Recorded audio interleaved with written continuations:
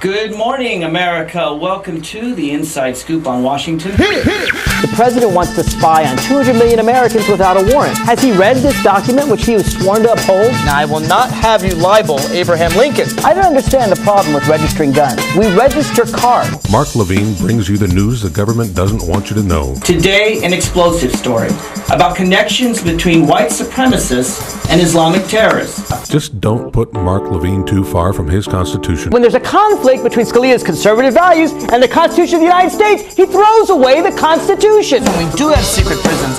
That is not what America's all about. And let's go to Mark in 5, 4, 3, 2. Hello, America. Welcome to the Inside Scoop. It was a sickeningly familiar sight. Sickeningly familiar newspaper stories. You know what it is. A guy walks into a restaurant. He's got an AK-47. He shoots randomly without remorse, killing strangers, innocent civilians. People hide under the table, pretend to be dead. I don't know, but if you're the way I am, you read those stories and you think, what would you do if a gunman walked in where you live, where you work, where you eat, and you were forced to dive under a table, get shot at, and pretend to be dead? We've heard these stories in the United States. We know about them even in Virginia Tech. Now it's in Mumbai, the more modern name for Bombay, India. Bombay is the capital, if you will, the financial capital, not the political capital, but the financial capital, the social capital of India, a democracy that's really, for a third world country, has been fairly stable. I mean, it's existed for some 60 years, and they came in and they turned it into terror. What is to be done about this? What should India do? What should Pakistan do? What should the United States do to prevent these kind of terrorist attacks? At the very least, it reminds us that terrorism is not over, that it's a scourge that we still have to fight. And the only question really is, what is to be done about it? I've invited today as my guest Mike Lane. He is a Republican strategist. He is the president of Intelephant Strategies. It's his job to give strategy to the elephants. And we're going to talk about more than Mumbai this hour. We're going to talk about gambling, both internet gambling and the kind of gambling that goes on Wall Street, the kind of gambling that I claim led to the economic crisis. But first, let's start in Mumbai. Mike, it appears that there's a shadowy group called Lashkar-e-Taiba out of Pakistan. They have not taken responsibility for it, although preliminary forensic evidence suggests that they are behind it. And the one man of the 10 young men that they captured claims he was from Lashkar-e-Taiba. At least that's from India. This group comes out of the conflict between Pakistan and India over Kashmir. They are trained in Pakistan, and of course we've seen what horrific violence they can commit. What should the United States do about these training camps in Pakistan? Well, right now I'm comfortable with letting India and Pakistan handle this whole thing, being facilitated, of course, by the United States. Secretary Rice is over in the Middle East or the Far East as we speak. She'll conduct some shuttle diplomacy back and forth between Pakistan and India. Tensions and relations between Pakistan and India are always something of a yo-yo. Right now, they're at the low end of the yo-yo. Things are really strung out, and it's incumbent upon the Pakis, I think, at this point, for them to come clean. They need to conduct a full investigation. They need to be 100% transparent about everything they know, about everything that took place, about things that they might not have known that they discovered. And the key thing is here that this group that you just mentioned not only trains in Pakistan and not only has their home in Pakistan and not only has their bases in Pakistan, but they have very, very close ties to the Pakistani intelligence agency. And if there is any indication that the Paki intelligence agency knew this was going to happen, then correct action has to be taken there. But I don't think the United States needs to launch warships or get involved physically at this point. It's right now in the very, very preliminary stage, and India is saying all the right things. India has the outrage. India has the anger. India is the one that can say, we've really got to resolve this tomorrow. And India is saying, no, we're going to let Pakistan show us over the next several days exactly how transparent they're going to be. Let's see what comes out of it. Well, I have extreme sympathy for India, for the Indian people. I don't know how anyone worldwide could not. Of course, over 300 people dead, they think. That's correct, and the terror was horrific. And this hotel, it's almost a symbol of India. Taj Mahal Hotel was in flames. It would be more important than New York's Plaza Hotel being taken on something like this. They're calling it India's 9/11, and I think that is an appropriate term. Now, India, of course, is a long-time democracy. I don't think sometimes India gets enough credit. I mean, here is an extremely poor country, the second largest populous country in the world, that has teeming poverty, and yet has managed to maintain a democracy for some 60 years. I've always felt, frankly, the United States needs to have closer ties with India, as I feel we should with all democracies throughout the globe. With Pakistan, I'm a lot less charitable, shall we say. I'm glad they are a new democracy. I wish them well. But Pakistan doesn't have this kind of stability, democracy, really tolerance for human rights that India has shown for the last 60 years. Pakistan, apparently there are still Al-Qaeda, Taliban camps in Pakistan. There's this group, Lashkar-e-Taiba. What do you think is the best way we can help Pakistan help itself? Because I fear the Pakistani government, while I'm sympathetic to it, just doesn't have the strength to control its own country. Well, they don't. Back in the good old days, should we all be wishing for Musharraf's return to a strongman in Pakistan, even he did not have complete control over the entire Pakistani population. We know that Al-Qaeda and many tribes run fairly freely up in the western mountains of Pakistan. We know that Musharraf was generally a friend of the United States, but had some duplicitous actions once in a while. We know that when they had an election and power was voluntarily transferred away from Musharraf to the new president, who was, I believe, the husband of the intended candidate, Benazir Bhutto. Then we started the whole thing as to how much control was he going to be able to establish, not being a strongman, over the disparate and the disinterested and even the hostile populations in Pakistan. I think we found out that he doesn't have as tight a control as perhaps we would have wanted him to have as a result of this whole thing. So, it remains to be seen how the Pakistani government and how the Pakistani president reacts in the week to come. Well, I'm not sure what you're saying. And this is his chance to shine, or it's his chance to, really not be the guy. Are you really saying Musharraf was the good old days, back when they were under this dictator? Because I would think you'd want to promote democracy. That's a good sign. I'm saying that Musharraf would have been a much more predictable ally at this point. That he would have he would have rooted out the existing camps once they were found. He would have turned them over to justice, and that we don't know where the Pakis are going to go at this point. We don't know. We don't know who runs Pakistan. We knew Musharraf ran Pakistan. We knew where the accountability was. We don't know if the intelligence service runs Pakistan or the president runs Pakistan. It's unclear, Mark. And we hate uncertainty. Mike, I disagree. I think that Musharraf was not in charge. I think that he took some $10 billion of our dollars, and most of it was spent on shoring up his dictatorship. The Taliban and Al-Qaeda ran pretty free in Pakistani wilderness areas, and at least this Pakistani government is a democracy, and I think it's trying. I just don't think it has the power, but at least I think it has the will, and I'm not so sure Musharraf had the will. Here's my question in general. When you've got a government that doesn't have complete control over its own territory, and terrorists are doing horrific things from that territory, it seems to me that the world can take responsibility to help that country when it can't help itself. Now, if Pakistan could take care of these people, I'd be absolutely supportive of Pakistan taking care of these people. But Barack Obama pointed out in his election campaign, it was a frequent bone of contention between him and John McCain in the debates, that if he had actionable intelligence, that Pakistan was harboring a terrorist group like Al-Qaeda, like Lashkar-e-Taiba, and they had actionable intelligence, meaning not just intelligence, but actionable. They could take action. They could destroy these people. And Pakistan was either unwilling or unable, and I think in this case it's unable, not unwilling, but unable to take them out itself. Obama made clear that he wouldn't take that option off the table, that he could go in and take action. And it seems to me that we need to take action. Osama bin Laden is still alive and well, and we shouldn't be constrained by a country that can't protect itself. Well, Mark, first of all, I think it is unable and unwilling. I don't see that the Pakistani government has the backbone or the spine at this point to go after the people in the northwest provinces, the part where they don't really control. They've shown no tendency since power has changed.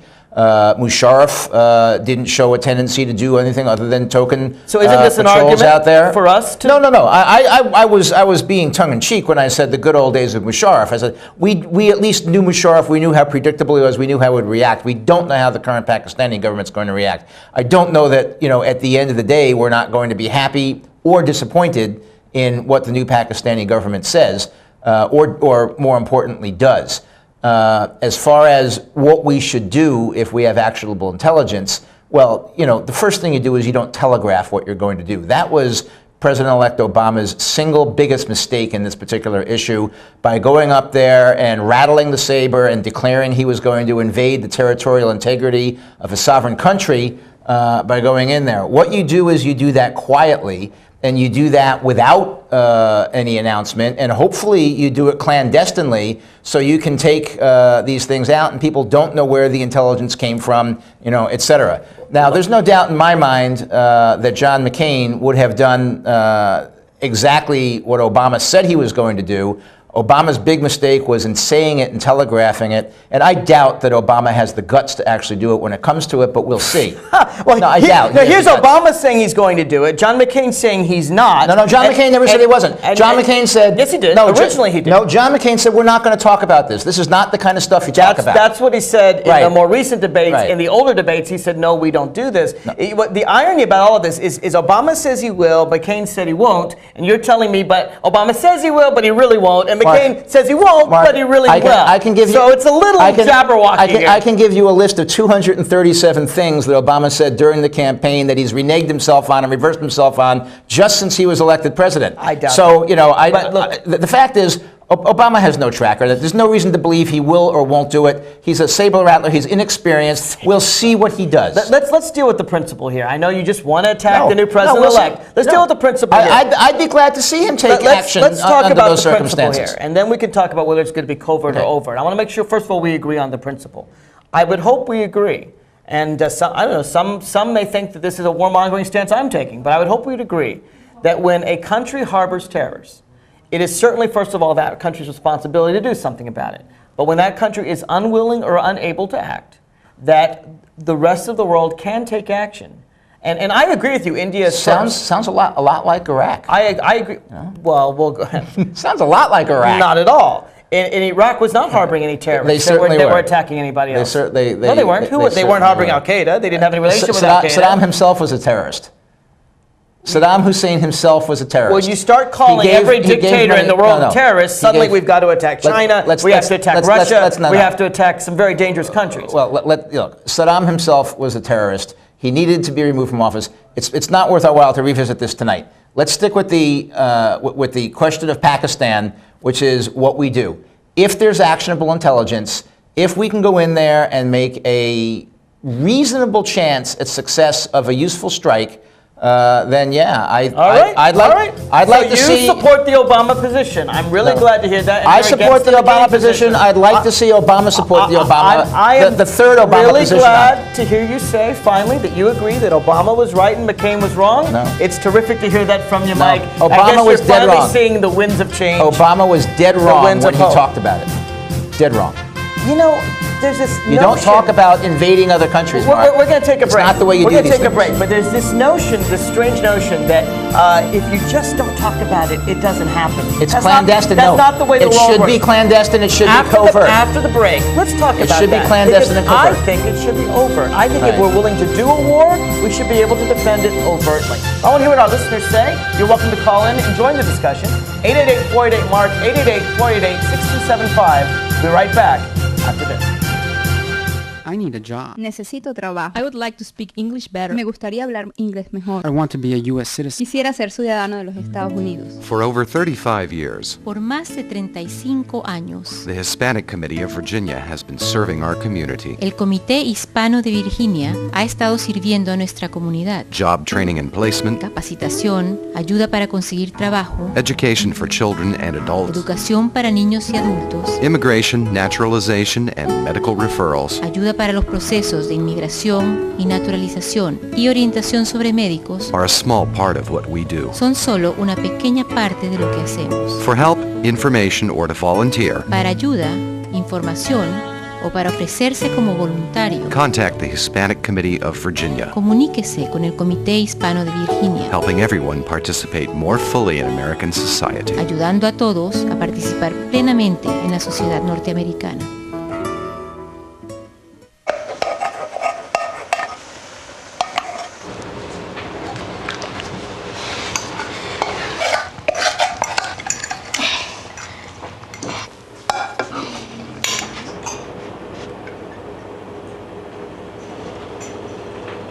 Hey, Lena, where's yours?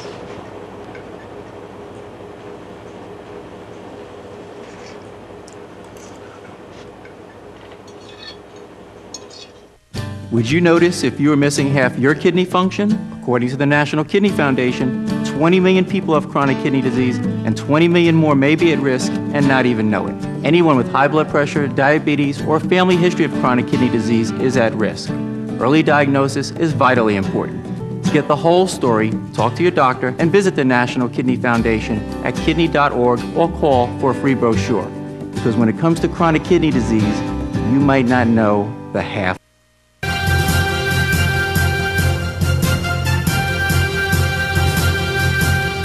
Here again, the Inside Scoop with Mark Levine. Welcome back to the Inside Scoop. I'm your host, Mark Levine. My guest is Mike Lane. He is the president of Intelephant Strategies. He is the Republican here. I'm the Democrat. We're both, though, very concerned about the terrorist acts in Mumbai. It appears that, in fact, they came by a rubber dinghy to the shores of Bombay, which certainly, in a democracy like India, we already are having heads roll, and they should roll. We certainly should have coasts protected, whether it be in the United States or India. And they came, apparently just 10 young men killed 300 people, wounded double that number, and shut down the city for 3 days. It is called India's 9/11. The question is what to do about it. And what's interesting to me is in the debates, you may remember, Obama said if we have actionable intelligence and a country is unwilling or unable to take acts against terrorism, he would take them out. McCain said, no, you can't do that. Now, I'm glad to hear that Mike seems to say that Obama's right. He just thinks that Obama and McCain weren't telling the truth. He thinks Obama wouldn't do anything and McCain would. Let me raise this. You said the difference, Mike, is basically we should act, but we shouldn't tell anyone about it. Let me suggest to you that that's a typical Republican mentality. Covert action, don't tell the world what we're doing, let's have secret prisons, let's have secret torture, the world won't find out about it, we'll throw away the Constitution of the United States, no one will know, and we won't look bad. Let me suggest to you that if it's okay to do it, if it's just to do it, that we should do so overtly and honestly and defend it to the world. Now, obviously, I'm not talking about saying, Al-Qaeda, we're going to attack you at 10, 12 a.m. on a Friday. No, of course, I'm not talking about that. But in terms of general principles, the idea that if there's a terrorist training camp, we might go in and stop it. If we say this openly, first of all, Pakistan, to the extent that it is unwilling to help, might just realize, oh, we better do something, or one of our mountainous compounds might get bombed. And as long as we can defend ourselves and say to the world, we have a right to act in self-defense, India has a right to act in self-defense, to respond to these terrorist acts, then we can defend ourselves to the world, and we don't have to rely on secret prisons and torture, because you know what? They find out about it anyway. And then we just look like hypocrites. All right, Mark, the first thing I'm going to do is correct the record. John McCain's point was not that we wouldn't do this. John McCain's point was that we don't talk about this. You never talk about covert operations. You never talk in advance about invading the sovereign country without permission of another thing. And, you know, for you to mischaracterize what John McCain said during the campaign is not going to stand. Now that we've corrected the record on that, I'll get you. let's talk about what the Democrats typically want to do on this and why I don't trust President Obama or President-elect Obama to do this. Number one, we're going to invade, you want to say openly now, not covertly. We want to invade openly a sovereign country. I wouldn't say invade. I don't believe in invading. I think that you can take out a terrorist camp. That's not an invasion. That's a bombing. We want to send. Suppose it's not a bombing. Suppose it's troops that are necessary. Well, I don't believe there's a difference between invading and occupying a country, like we did in Iraq. And for example, the cruise missiles that Bill Clinton sent to Afghanistan, and blew up the aspirin factory while he was at. Well, he apparently missed Bin Laden by 4 hours. Now, here's the question. You know, are we going to get UN permission to do this first? No, and Obama said right. Why not? I thought the Democrats always wanted permission. You can make that up, but there's no Democrat that's ever said that. There's no direct threat to the United States from this camp sitting there. No, it's a direct threat to India. In the case of Lashkar-e-Taiba, I agree with you. Why are we going to go against them? In the case of Lashkar-e-Taiba, I agree with you. It is primary Indian responsibility. I support India responding, but if India will get world support, I think, because I don't want India to respond. Does India need to go to the United Nations? Does India need to go to the United Nations? No one needs to go to the United Nations to defend themselves. Every country has in the United Nations Charter the inherent right of self-defense. Now, I don't want to see a huge war start between India and Pakistan. So India should make its case publicly, just as we should about Al-Qaeda. All right, so these terrorists have done awful things. If you have to prove that they did it, and then if they did it, yes, I think India has the right to respond, just as we have the right to respond to Al-Qaeda. So if Barack Obama is not going to get UN permission to invade another country and take military action, to invade another country and take military action against them, I don't know what you let me ask you this. Hold on, you're using the word invade. Yes. In your view, it's invading to drop a bomb on a terrorist training camp, destroy it, and never lend ground troops there? That's a military invasion, yes. Okay, I disagree. I don't consider that an invasion. Mark, if you send military forces across a sovereign border into another country without permission, unwelcome to take military action, that is an invasion. Okay, that's not the word I would use. Let's say an attack. That's an invasion. Let's call it an attack. Right, to me, an invasion means an occupying army. So we're not going to. So now we're not going to get UN support the way you always demand Republicans would get. Wait. Are we going to no Democrat has ever said that a country needs UN support before it acts in self-defense. Are we going to have a congressional vote on this?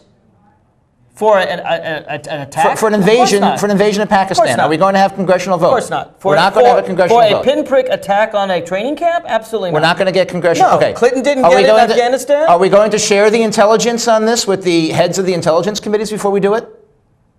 It depends. Depends how much time you have. Sure, if you can. Mark, before Obama became president, we had enough time to do everything. There was always enough time to do everything. That's not true. Now all of a sudden it depends on how much time we have? That's not true at all. Mark, you are implying that one attack on a terrorist training camp, like Bill Clinton did in Afghanistan, like Israel did in Syria, taking out one group of terrorists is somehow the same as occupying a nation for 7 years with 160,000 troops, costing $1 trillion, and overthrowing a government. Let me suggest to you that you are comparing a fly with a swarm. Crossing a sovereign border with a military force against the will of that country for purposes of carrying out a military action is an invasion, okay? That's an invasion. I just want to know what you're comfortable with. I'm not sure who's the liberal and who's the conservative. No. What I'm doing is I'm pointing out the ludicrousy of the Obama argument back during the campaign and how all of a sudden now, when he had his first did you see the deer in the headlights when after his very first military intelligence brief, they asked him about it in his press conference and he just went, He's not going to talk about his military intelligence briefing in public. He had the deer in the headlights look. He found out there was a real dangerous world out there. You are doing your best to attack Barack Obama. No, I'm not doing that. No, what I'm doing is I'm pointing out how wrong he was during the campaign and how much I like what you're saying now and let's see if he has the guts to do what you're saying. All I'm saying is Obama's going to do what he said he was going to do. He's reneged on over 200 promises so far. Why would he carry this one out? You know, you're just throwing numbers around. He hasn't reneged on anything. Okay, yet. well, we can talk. Let's do a whole show on reneged promises. He's not even Let's do a whole show on reneged promises. inaugurated yet. Right, exactly. And you're already taken them back. He's already backed off the 16-month thing. My point, which I can't even tell whether you agree or disagree, because I'm giving you a philosophical point that I don't think Democrats and Republicans should disagree on, and you're using it to attack Obama. I understand that you just want to attack Obama. You're still angry about the campaign. I agree with you, Mark. But you are a Johnny-come-lately to this position, and Barack Obama is a Johnny-come-lately to this position. You both are. Barack Obama for more than a year, and me, actually, for far more than a year, both of us, Obama and I, for several years, have always agreed that every nation has the right to self-defense. You don't need to go to the UN to get self-defense. That doesn't mean invading an entire country, but it means that when you have actionable intelligence about a terrorist act, and you can prove it, as I think India can, then they should take action. India should say to Pakistan, you clean this up or we will. Now this may sound very harsh, but actually I think Pakistan...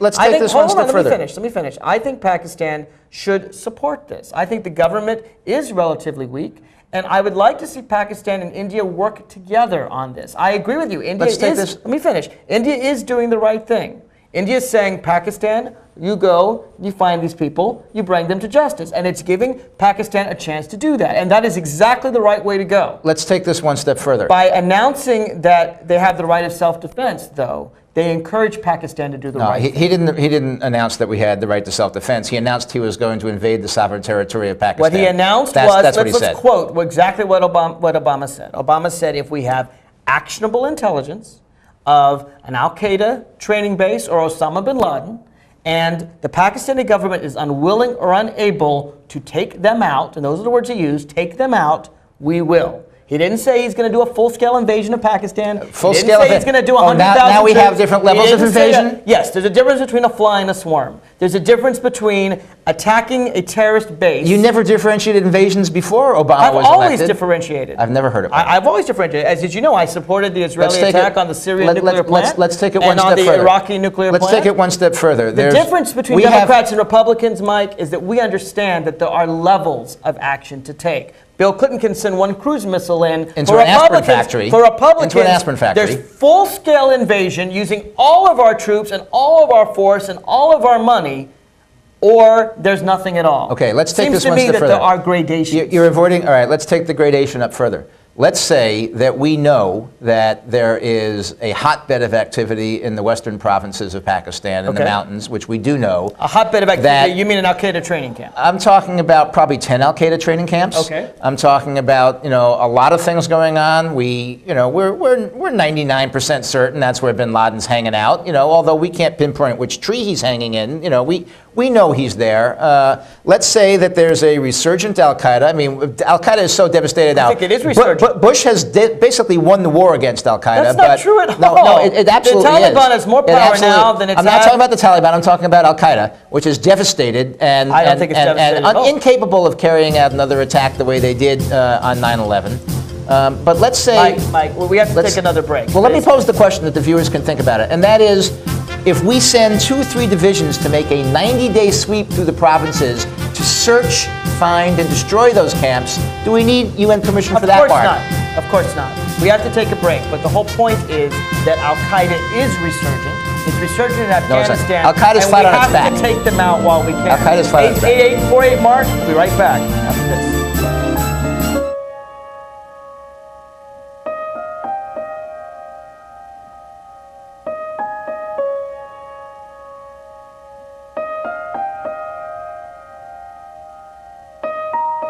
Some dreams are universal. Dreams that inspire us. Multiple sclerosis is a devastating disease that changes lives forever. The National MS Society does more for people with MS than any organization in the world. But we can't do it alone. To get involved, visit us online at nationalmssociety.org or call 1-800-FIGHT-MS. This is why we're here.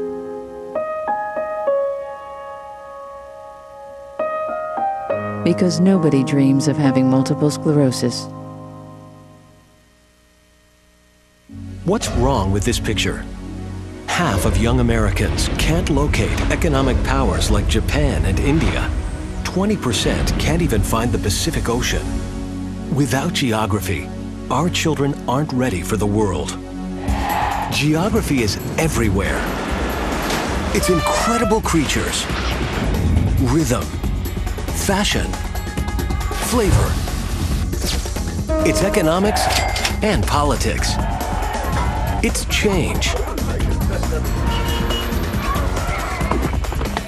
Understanding connections between people and places is critical in the 21st century.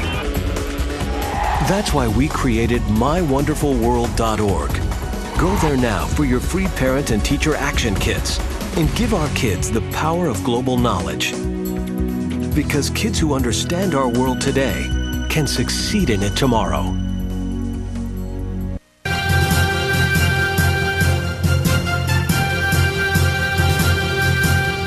Here again, the Inside Scoop with Mark Levine. Welcome back to the Inside Scoop. We will get on to internet gambling and the economy in just a moment. But Mike, I really want you to answer this general philosophical question, because every time I ask it, you go around, you attack Obama, and I want a specific, just a general philosophical question. If it's right to take an action, whether it be torture or secret prisons, which I think is wrong, or whether it be taking out a terrorist camp, which I think is right, if it's right to take an action, why not announce to the public? If you believe in torture, we torture, instead of lying as the president does. If you believe in secret prisons, say, we have secret prisons. We won't tell you where they are, but we believe in secret prisons. If you believe in imprisoning Americans without trial, say so openly. If you believe, I don't believe in any of those things, but I believe in, if you have actionable intelligence of a terrorist training camp, of people that have attacked the United States of America, take them out, kill bin Laden, why not say our policy? If it's right and you can defend it, and I believe I can defend it as Obama can, why not just tell the world the truth? Wouldn't we be respected more if we actually kept with and did the things we said we do?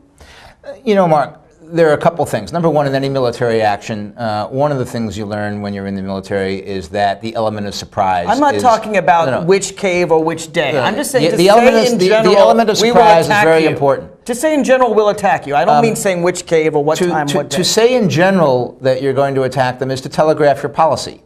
And you have a better chance of surprising them if you haven't telegraphed your policy than if you have. Don't you think bin Laden knows we're trying to kill him? I've given away a United States secret. No. We're trying to kill bin Laden. Don't tell him. Don't tell him. I believe he hasn't figured it out yet. There is a certain level of confidence on behalf of the terrorists if they are in what they consider to be a protected zone. They will not have their guard up and they will not be as on edge as they would be if they think they're in an open zone. When we telegraph that a sovereign country, Pakistan, is an open zone, we put them on a heightened alert as opposed to if they are, when you pick up the intelligence items that are actionable, it's got to be, something that you're getting from these people. It's something that they've done wrong. All we have to do is telegraph this. Well, no, it's very simple. I'm telling you, Mark, telegraph, you are giving them an advantage by telegraphing it to them, and you are creating turmoil and making it more difficult for the Pakistani government to control those provinces when you say on an open microphone in the presidential campaign that you're going to invade that part of the country because they're tough enough to control now and they are impossible to control once you say that you're going to invade. The United Nations Charter gives every single nation the right of self-defense. Then we ought to read it and just act on it. Every nation, including the United States of America, should say out loud that if there is a terrorist group like Al-Qaeda, that we can prove, and we can, that they murdered 3,000 innocent Americans without warning, we have the absolute right, as George Bush once said, to hunt them down, dead or alive, capture or kill them wherever they may be. George Bush said, if a country is harboring terrorists, then we have a right to go into that country. It's one of the few things I think George Bush was right about. What George Bush didn't understand is the difference between a pinprick and an invasion, an attack on a terrorist training camp, and an occupation of a country. But we have the right to take them out. Obama is right on this. McCain was wrong. Where you're wrong on this and where Obama is wrong on this. And it's very serious because it shows Obama's naivete on this whole thing. And hopefully he'll come up to speed on things as he gets a little bit more experience.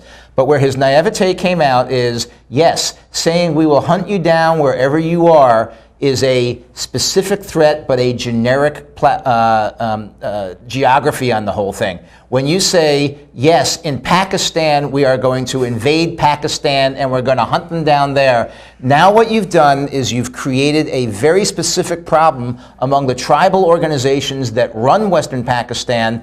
You know, it's difficult enough for the centralized government in Pakistan to control their population as it is. But when you create unrest and unruliness among those tribes and make it even more difficult for the Pakistani central government, you've essentially made your job even harder. Mike, and that's where Obama's naivete comes in. If the tribes don't want to get in trouble for harboring Al-Qaeda, Mark, they know what to do. These are illiterate tribes. I don't believe the tribes are stupid enough. Yes, if they you are. tell me, yes, no, they Mike, are. Mike, Their grasp of geopolitical. You're changing your story. No. First, you say if we say we're going to attack, the tribes will make things harder, and now you're saying the tribes won't understand if we say we're going to attack. No, I'm not saying that. It's not at very all. simple. No, I was right the first time. The tribes understand. Everyone understands that if you harbor a criminal, you are in danger yourself. That is the message that the United States and every democracy that's attacked by terrorists has to make clear. Otherwise, attacks like Mumbai will continue because terrorists will have a place to go where they'll always be safe. And when you make the threat specific against the tribes in Western Pakistan, that's when you create unrest. That's when you make it more difficult for the Pakistani central government. We haven't said which cave. We haven't said which place. Mark, but we've made clear. He said Pakistan. Well, right. That was it's a very large country. That was his naive mistake. It's a very large country. Let me move on to another gamble. Well, I think we are paying for it by not having killed Bin Laden by now, which I hope we will. Bin Laden's impotent right now. I don't think so. Have we heard from Bin Laden in years? I think we're going to find out that Lashkar-e-Taiba had aid from Al-Qaeda. Oh, absolutely. I think we're going to find out that Osama bin Laden is hardly impotent and that some fingerprints of Mumbai will be on Osama bin Laden. Absolutely, Al-Qaeda was part of it. I can't prove it yet. No, absolutely, Al-Qaeda was part of it. Well, then he's not impotent and he's very dangerous. Let me move on to the question of gambling. Because there's two kinds of gambling, if you will, that are going on. One is the kind that, well, you and I both play poker. I happen to know that. We play for very small stakes. We like to play Texas Hold'em. I'm a big fan of the game, even though I play for very small stakes. The Republican Congress banned internet poker. They tried to ban it on the internet. They banned it. Well, they didn't really succeed because what they banned was money transfers. You can still play, but it's apparently the people who have the money are in trouble. It's a very messy bill. But the Republicans said, in effect, let's stamp this out, let's get rid of it, and people won't play poker anymore. Much as the people who supported Prohibition in 1919 apparently thought that people wouldn't drink anymore. Well, they were wrong. We told them, and I have to tell you, I worked very hard against this bill when I worked for Congressman Barney Frank in the Judiciary Committee. Barney Frank is very strongly against this bill. We said, look, if you ban it, quote unquote, in the United States, it will just go offshore. It will just be unregulated. It will just be a no man's land out there. And what happened, lo and behold, they banned it. Now there are internet poker sites in Costa Rica, on a tribal land in Canada, and now they're blatantly cheating. Absolute Poker, Ultimate Bet have been hacked into. Some tens of millions of dollars they've already proven have been stolen. Isn't the right solution to this? And stolen from the online players, not from the company. That's right. Stolen the company and people, either the company or people who act into the company, stole tens of millions of dollars from Americans and others who were just trying to play a little gambling. Isn't the right solution to legalize it, regulate it? I'm very proud of the Nevada Gaming Commission. They've taken the mafia out of gambling. The casinos make a lot of money in Nevada, but they're legal and they're safe and they don't cheat. If I go into a casino in Nevada and I go all in, I know that I'm as likely to have the best cards as somebody else. It's the only fair way to do it. You can regulate it, you can even tax it, get a little bit of income, you can make sure it's fair. What the Republicans have done is they've taken something that is a fairly small vice and they've made it into a chance for a bunch of people to rip off a lot of innocent Americans. Mark, as you know, it's easy to regulate something when you have a gaming commission sitting right there in the physical casino watching it, making sure, going around, testing things, etc. Actually, it's not even that easy because they can get away with cheating if they want to. Some of the smaller casinos actually do cheat. But for the most part, it's an up-and-up game if you go to Atlantic City or if you go to Las Vegas. Where it's not necessarily an up-and-up game, even in the United States, is on Indian reservations. There's no gaming commission that regulates the Indian casinos. There's nothing that makes sure you're not getting ripped off there. And I don't play in Indian casinos for that very reason, because I want to have some level of security.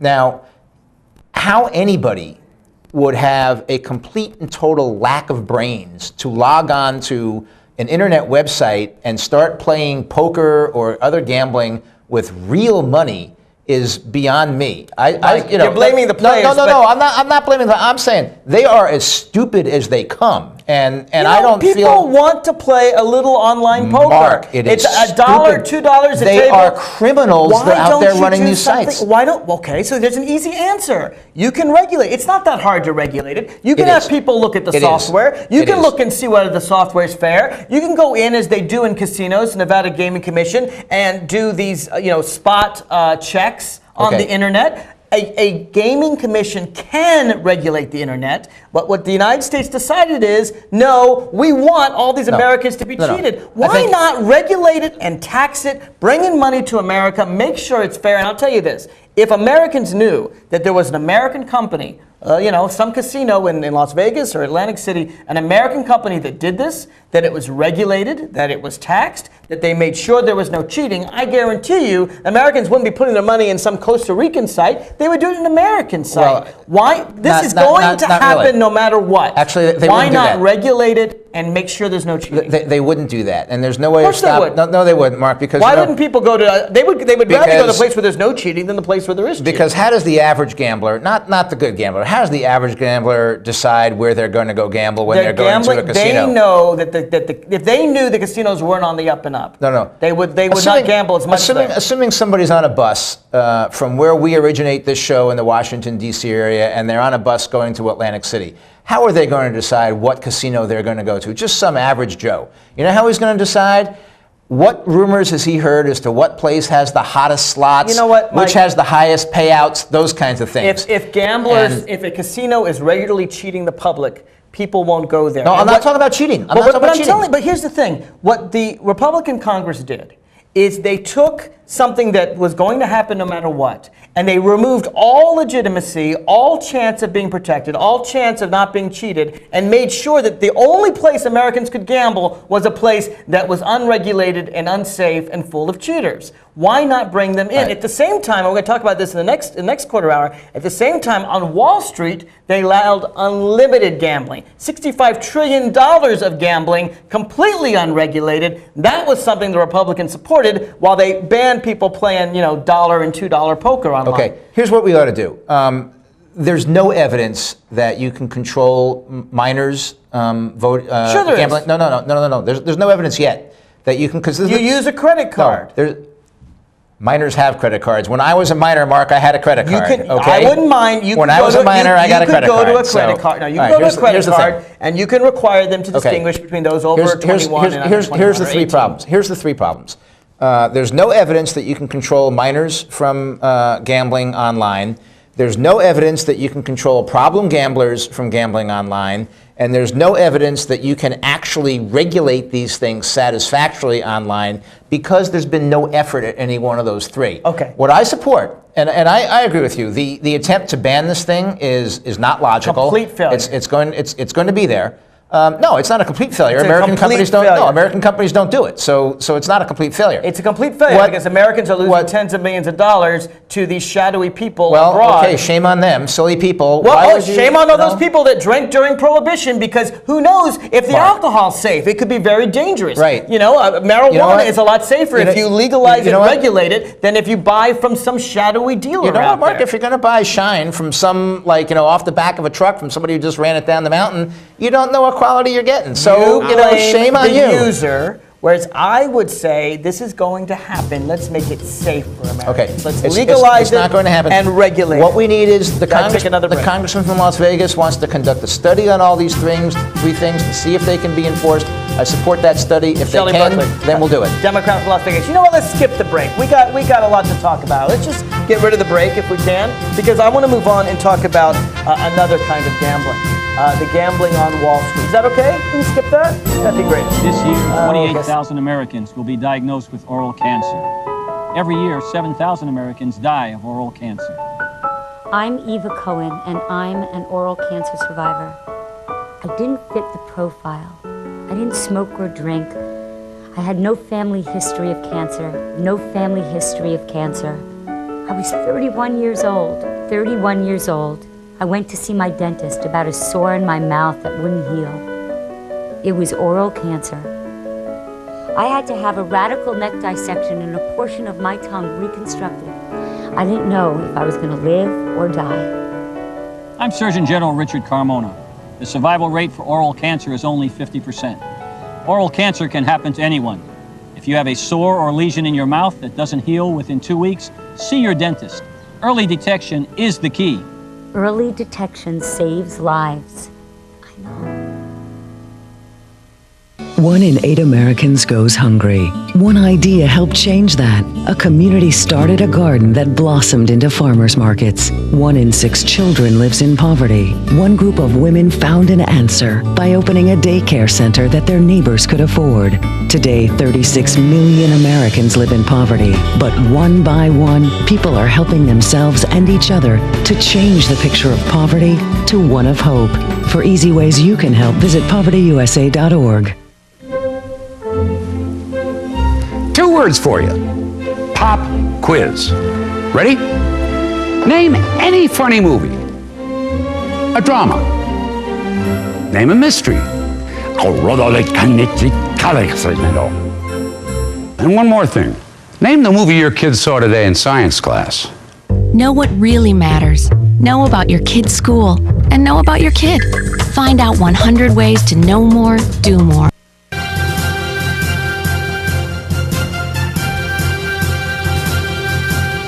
Here again, the Inside Scoop with Mark Levine. Welcome back to the Inside Scoop. We're talking about 2 different kinds of gambling. One is the internet gambling of poker and other games that the Republicans banned. By the way, the bill banning internet poker allowed horse gambling because, well, let's face it, Senator Mitch McConnell's from Kentucky. In Kentucky, they have a lot of horse racing. So that gambling was okay. They give a lot of money to him, but not other gambling. But Mike says that there's 3 problems with it. You can't regulate over the internet. Sure you can. There's Amazon and other companies take secure things all day over the internet. It can be done. We're just not doing it. The second thing you said, problem gamblers. Problem gamblers are going to gamble anywhere. If they can't do it on the internet, they'll do it in Las Vegas. They don't do it in casinos. They'll do it in Atlantic City. Their people are trained to recognize problem gamblers and to toss them out of the casino. You know, It's a very lot of big part people gambling. lose tens of millions of dollars in casinos. The last thing you said was minors. I think there's a way out of that solution too. I think that credit card companies and others, listen, there's pornography on the internet. They're supposed to get around minors. Many don't succeed. I understand that. But credit card companies, you know, you could say to a credit card company, because they run credit checks that have your birthday, that you could label some if you're over 18 or under 18. Let me go though to another form of gambling. One that I suggest to you is far more dangerous than internet poker. Far more dangerous, with a lot more amount of money at stake. Let me play for you a clip from another 60 Minutes episode. It's legalized gambling. It's legalized gambling. It was illegal gambling, and we made it legal gambling. And with no regulatory controls. With absolutely no regulatory controls. 0, as far as I can tell. I mean, it sounds a little like a bookie operation. Yes. And it used to be illegal. It was very illegal 100 years ago.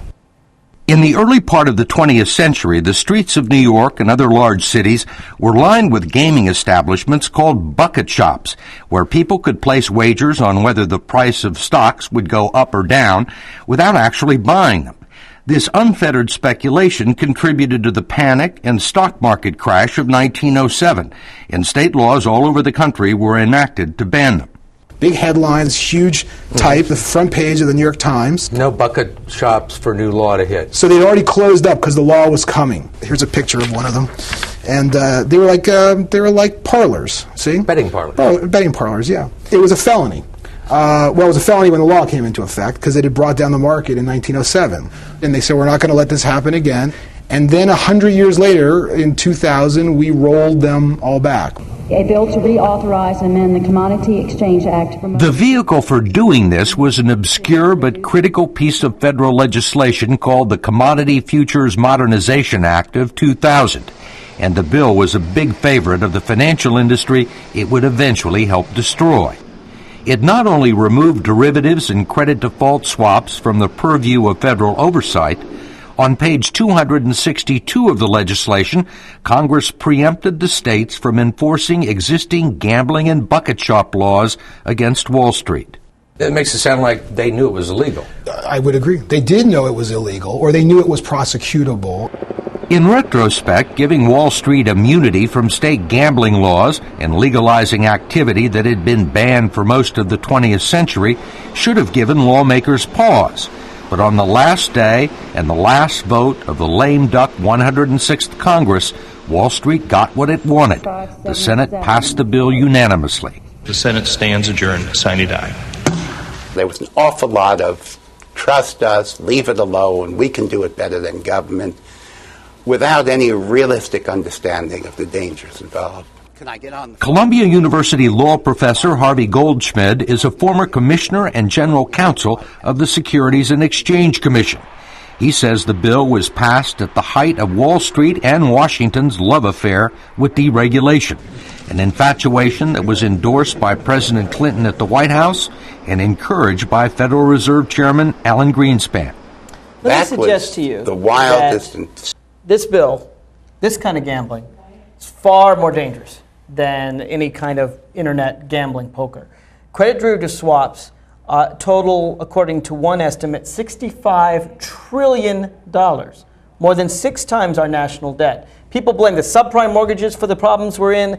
The credit derivative swaps are dwarf these. 96% of Americans have their homes. It was the side bets, and that's what they were, bets, side bets on whether or not you'd have mortgage. They didn't even call them insurance. Why didn't they call them insurance? Because insurance, you're required, you're regulated. And under insurance, you have to have a lot of money in the background to, if you insure something, the insurance company has to have the funds there to back it up. They called them swaps. And the only reason they're legal is because of this bill. This bill, which, by the way, I did some research on, it was passed December 21st, 2000, after the selection of George Bush by the Supreme Court. By the Republican Congress, they attached it to a omnibus spending bill, one of the things that keeps the government going.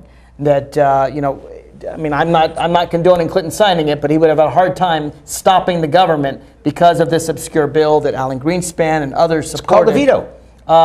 It's called the veto. He'd have to shut the government down, and then George Bush would have signed it a month later. But the piece made it clear that Clinton was very enthusiastic about this anyway. Well, I don't know whether Clinton was enthusiastic or not. The bill was wrong. It was a huge mistake. It led to the Enron crisis of 2001. It has led to our economic crisis today. Can we agree that this kind of gambling has to be outlawed? Well, the problem with derivatives is that they are so complicated, they are so amorphous, that no one understands them, even people who are involved in swapping them day to day. Right now, the problem with derivatives is that no one knows how to value them because in today's market, first of all, there is no market for them in the current economy. There will be a market for them somewhere down the road. Nobody knows if that market's going to be high. No one knows if that market's going to be low. It is an extraordinarily complicated, almost impossible to understand aspect of our economy. I'm not a real fan of them. I'm not going to fight you on this one. Okay, so you agree that these things need to be regulated, that abandoning the bucket shop law of 1907 was a huge mistake, and that, frankly, I don't think we need regulation. Wall Street and the free market cannot be trusted without regulation. Well, I don't think derivatives are our main problem right now. They are. No, the mortgage crisis is our main problem right now. No, the mortgage crisis. And Sarbanes-Oxley is similarly part of the problem. That's ridiculous. The mortgage crisis is perhaps is no more than $1 trillion. These things are $65 trillion. The side bet swamps the main bet. It's like you bet on a sports team and you're comparing, that the sports team gets, $1 billion for winning compared to the $1 billion bet on the game. But Mark, the tail is wagging the dog. Here's the thing. These derivatives are worth something. We know they are worth something because they have value. But Sarbanes-Oxley requires that they be valued at zero because in the current economic climate, there's no market for them. So at 8:45 or 7:45 on Monday night today, December 1st, there's no market for them. Therefore, Sarbanes-Oxley requires that they be valued at zero, Mike, let me get not at what their value might be, and that's what's collapsing the whole thing. But we wouldn't even be in this mess if it wasn't for the mortgage. It's the mortgages that are driving this whole thing. Let's see where we can agree. The subprime mortgages that are our problem. We have credit rating agencies. Credit rating agencies, people like Moody's, Standard & Poor's. They rated these derivatives AAA. They rated these derivatives the very highest, safest rating you can give. Not all of them, I assume. I mean, there has never been an incident since Moody's and S&P have been around where a AAA rated security has defaulted, and these have. And the reason for this is very simple. The credit ratings agencies, the people selling these things, the people doing the subprime mortgages, the people in the banks, the Citibanks and the Bear Stearns and Lehman Brothers knew that they could sell this stuff. They could call it insurance even though it wasn't. They could tell people it was safe even though it wasn't. And the reason they could do that is because they got rich. They got rich. Oh, it's perfectly safe. They got rich. Let me tell you something. These people were no better, and indeed far worse, than those Costa Ricans who were cheating American gamblers on poker. In fact, they were far worse because they took our entire economy and they bet it under a system where if it goes up, everybody there gets rich. And if it goes down, we, the taxpayers, have to finance their bad bets. It seems to me the only way to stop this behavior is to say to corporations, you know what? If you make a bad bet, if you ruin your company, not only do you get fired, but you have to pay it all back. You have to give up those hundreds of millions of dollars, no golden parachutes, and to give shareholders the right to fire.